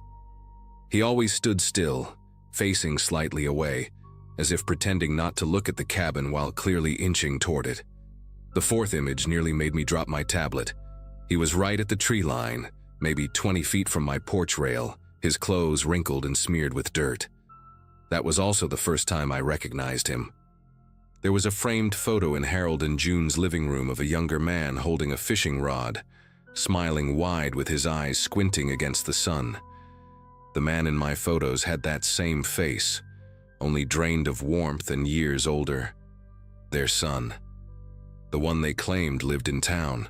The one they mentioned only in short, dismissive comments like they were trying to keep him sealed behind glass. When I walked to their place the next morning, the air felt strangely still, as if the woods were waiting to hear what I would say. Their home always carried a faint smell of cedar and something medicinal, and I remember how June's hands kept fidgeting with the edge of a dish towel while Harold guided me to the small kitchen table. I told them I recognized the man from their photo, that he'd been around my cabin for days. The silence that followed felt heavy enough to crush my breath. June finally spoke, her voice thin and brittle, saying their son Daniel had died 10 years earlier in a hunting accident somewhere beyond the eastern ridge.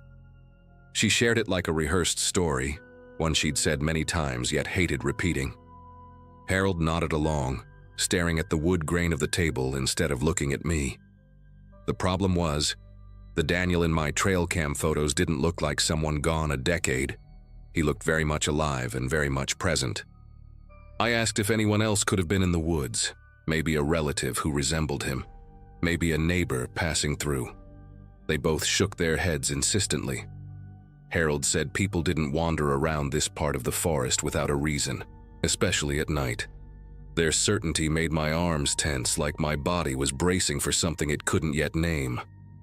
When I asked if I could see a picture of Daniel a little closer, June hesitated, then rose to retrieve the same frame I'd noticed earlier. The moment she set it in front of me, I felt a jolt. Not fear exactly, but the unsettling recognition that the differences between the photo and the man on my camera weren't random aging. His hair in the photo was neatly trimmed.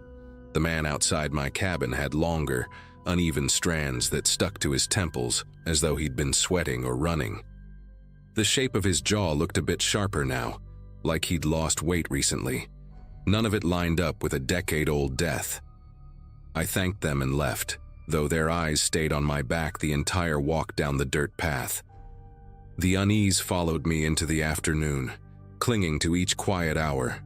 While shooting along a shallow creek bed, I kept replaying everything in my head. The footprints, the wiped memory cards, the tripod moved with such intention it almost felt polite. When I returned to the cabin for lunch, I walked straight into the bathroom to wash my hands and caught something that made my breath hitch. On the counter by the mirror sat a small orange prescription bottle. I hadn't seen it that morning. The label listed a recent fill date and a patient name, Daniel Parson. Not his mother's medication, not a decade-old remnant, current. I slowly lifted the bottle and turned it in my hand, noticing the address matched Harold and June's. It felt like the room shifted around me as I set it back exactly where it had been. A question kept circling my mind. Why would they tell me he was dead if he was clearly still under their roof? That question dug even deeper when I found the rental agreement that night. I kept all my paperwork tucked in a folder under my field laptop. The signature line was filled with neat cursive, June Parson. But the pen pressure was uneven, almost like someone wasn't used to writing in that style. I compared it to the note June had left me on move-in day, a reminder about the spare keys. The handwriting didn't match at all. The rental agreement had a firmer slant, the strokes more deliberate.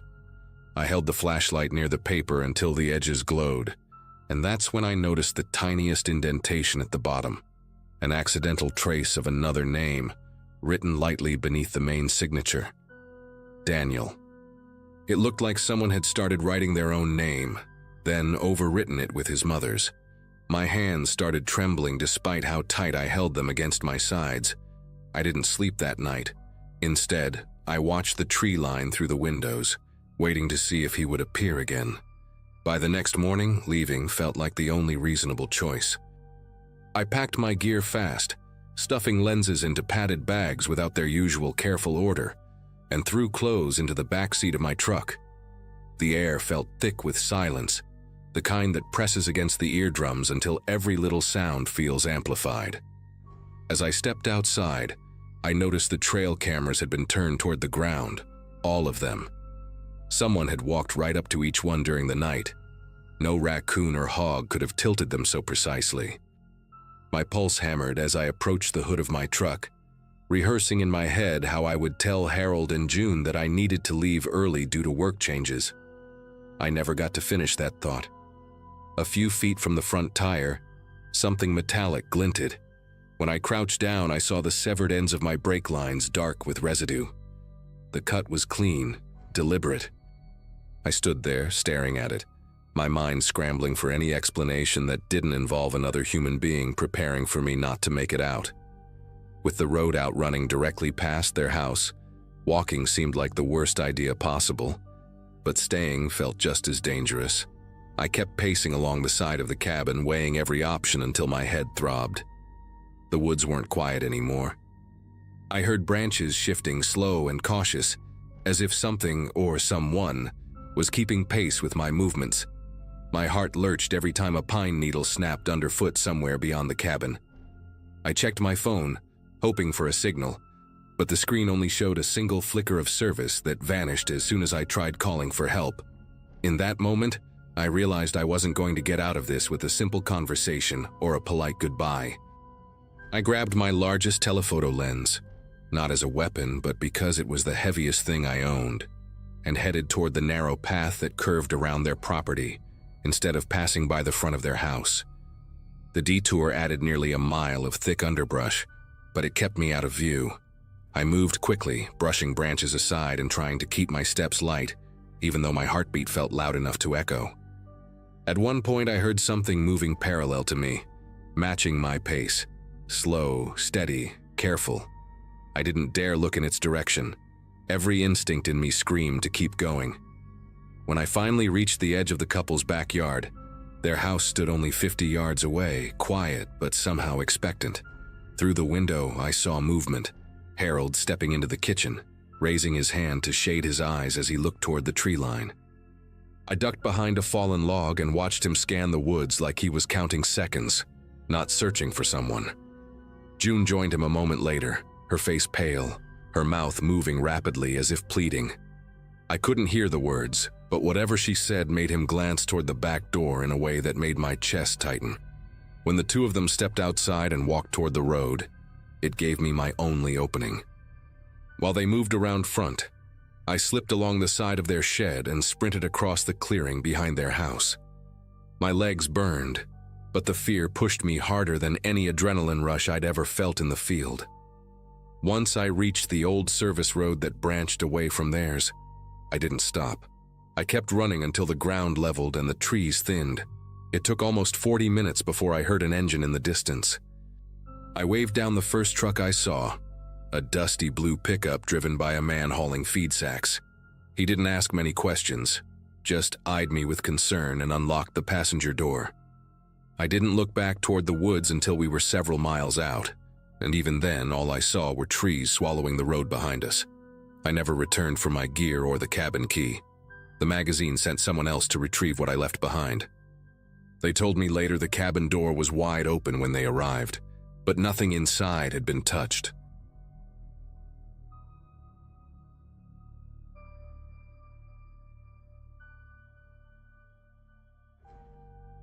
Living in a quiet retirement complex just outside Corpus Christi wasn't part of any plan I ever had, but life nudged me there after my aunt passed away and left me her small condo.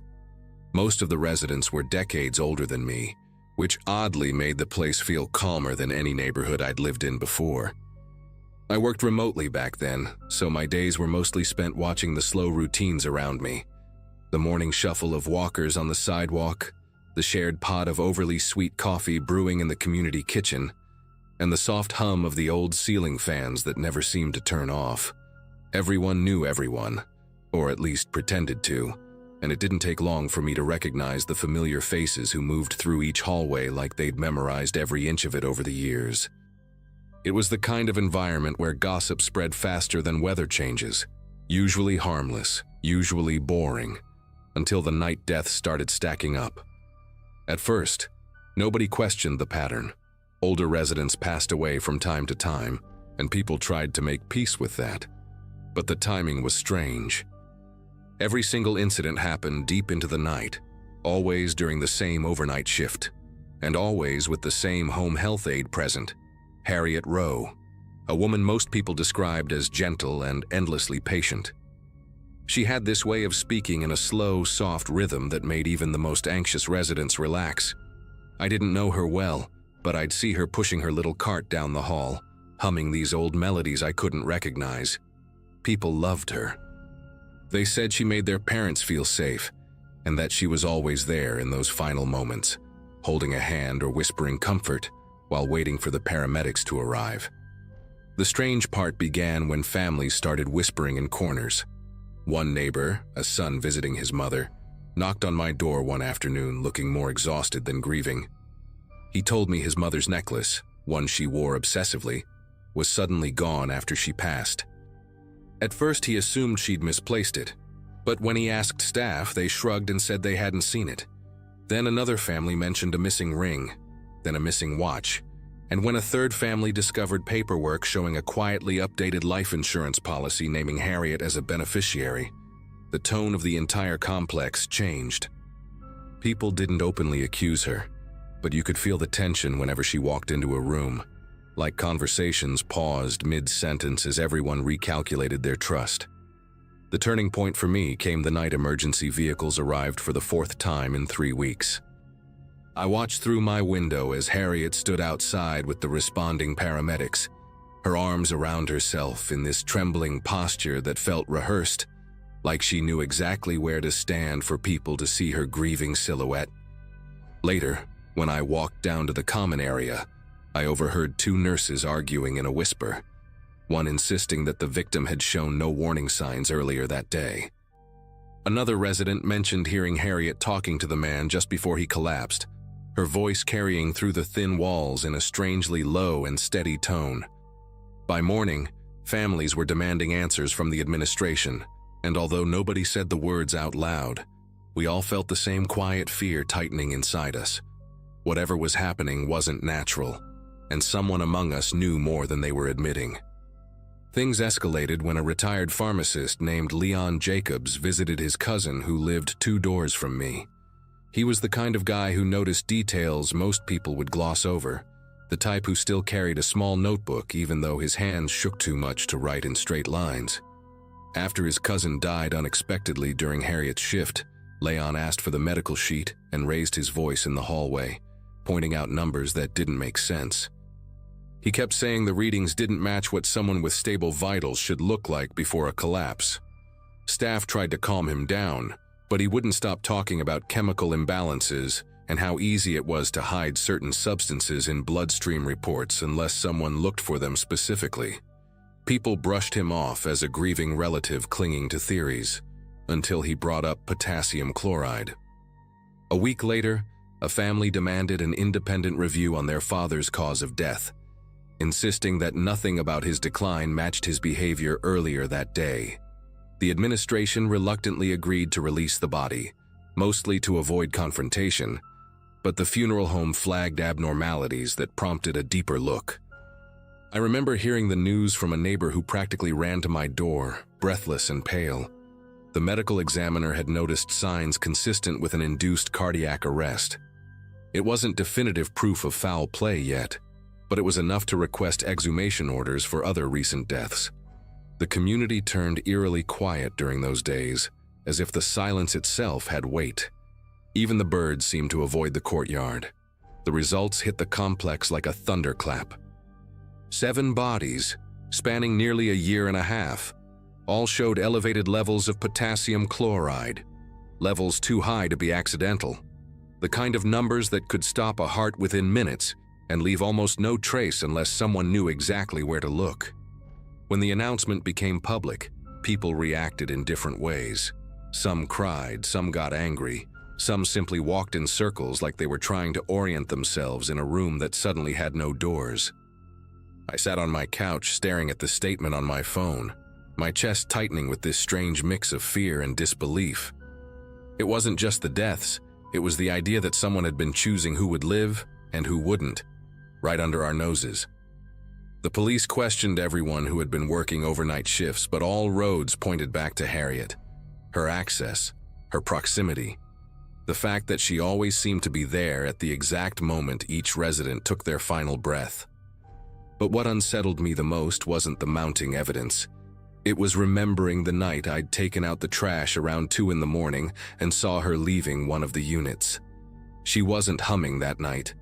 She walked slowly, almost drifting, with her hands tucked into her pockets and her eyes fixed straight ahead, as if replaying something in her mind. She didn't acknowledge me, didn't even blink in my direction.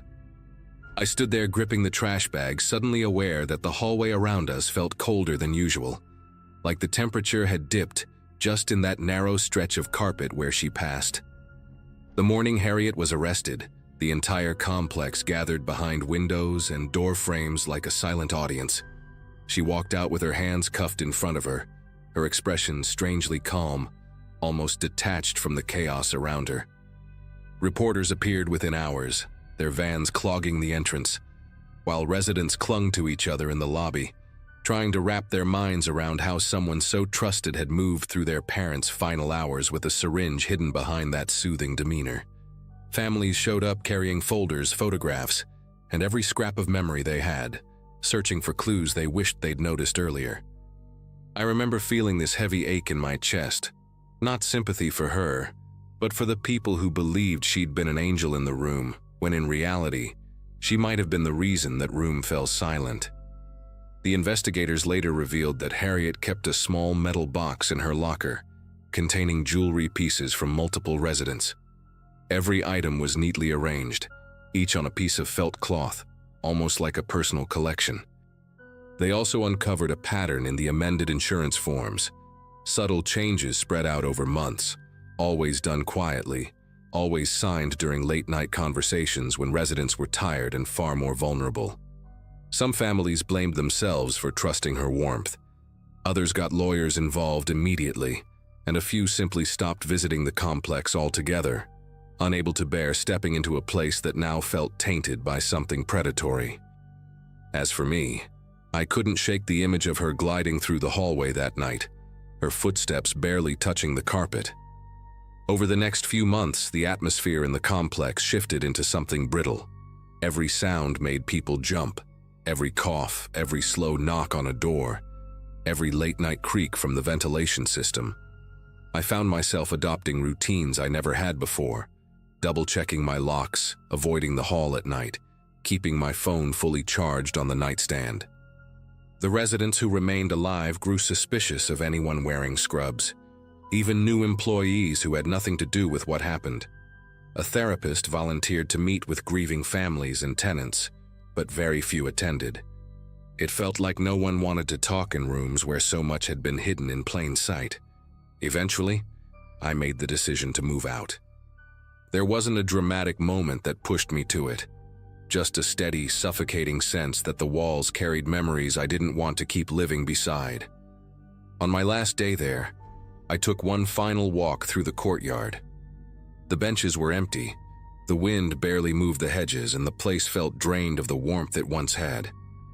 As I locked the door to my aunt's condo for the final time, I thought about the residents Harriet had comforted as they slipped away, and I wondered if any of them realized what was truly happening in those final minutes. I still don't know whether she acted out of malice, delusion, or something darker altogether. But I've never forgotten how close I lived to someone who treated other people's endings as opportunities hidden behind a gentle voice.